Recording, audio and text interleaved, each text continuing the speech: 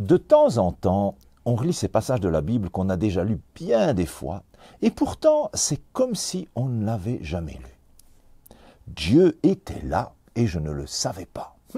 Allez, qui a dit ça? Le temps d'un café, et on le découvre ensemble.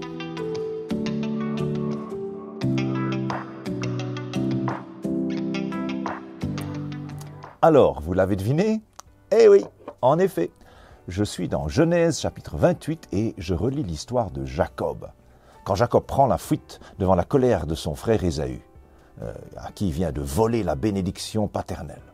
Il est en route vers son oncle Laban, il doit passer la nuit littéralement au milieu de nulle part, alors il prend une pierre comme oreiller, on fait avec ce qu'on trouve, et au dodo. Et puis il lui apparaît cette vision éblouissante d'un escalier entre le ciel et la terre avec des anges qui montent et qui descendent et tout en haut, Dieu est là. Dieu qui se présente à lui comme le Dieu de son grand-père, Abraham, et le Dieu de son père, Isaac. Parce que lui, Jacob, il ne le connaît pas, enfin, pas encore. Au verset 16, Jacob se réveilla et se dit « C'est certain, l'Éternel est dans cet endroit, et moi, je ne le savais pas. » Parce que pour Jacob, c'était pas du tout l'endroit où Dieu était censé se trouver. Bon, bien sûr, à l'époque, il n'y avait pas encore de temple ou de tabernacle, mais pour Jacob, Dieu, c'était le Dieu de son père, le père qu'il venait de tromper avant de s'enfuir. Et dans son chemin de fuite, c'était le dernier endroit où Jacob s'attendait à trouver Dieu.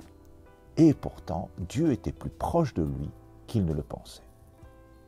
Dans ma vie, dans les moments difficiles, peut-être même quand je prends un peu de distance, ou même quand je fuis, Dieu est là, même quand je n'en ai pas conscience. Quelquefois, moi aussi, quand je regarde en arrière dans ma vie, je dois conclure, en fait, Dieu était là, et moi, je ne le savais pas.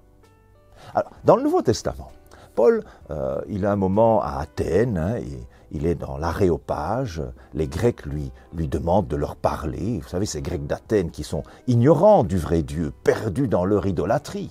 Et Paul va leur expliquer que ce Dieu-là, qu'ils ne connaissent pas, il dit, il n'est pas loin de chacun de nous.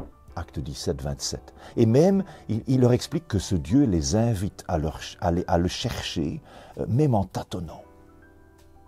Nous sommes entourés de gens qui ne connaissent pas Dieu, qui courent dans l'autre direction de là où ils pensent que Dieu devrait se trouver, genre à l'église. Pourtant, dans leur fuite, Dieu se tient proche.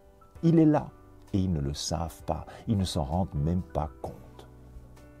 Est-ce que je suis prêt à voir la présence de Dieu dans la vie de mes amis qui ignorent qui il est? Je prie que Dieu me donne ce discernement-là. Je prie que Dieu me donne l'occasion et les bons mots pour souligner sa présence dans leur vie, pour qu'ils arrivent à voir le Dieu qui est déjà là.